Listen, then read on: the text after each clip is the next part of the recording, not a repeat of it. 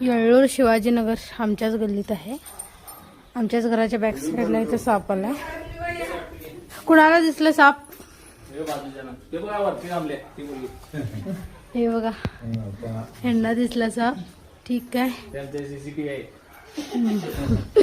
ठीक आहे, ठीक आहे, चालतंय. ह्याच्यामध्ये खाली आहे ना, चप्पलच्या खाली साप गेलाय. पकडूया.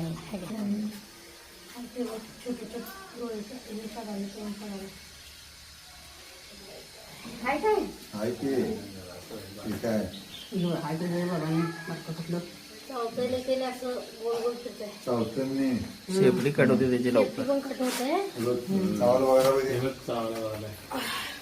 वेरुळ जातीचा साप आहे. बिनविषारी आहे पण चावतोय फार. हे बघा, वेरुळ जातीचा साप आहे, बिनविषारी असतोय.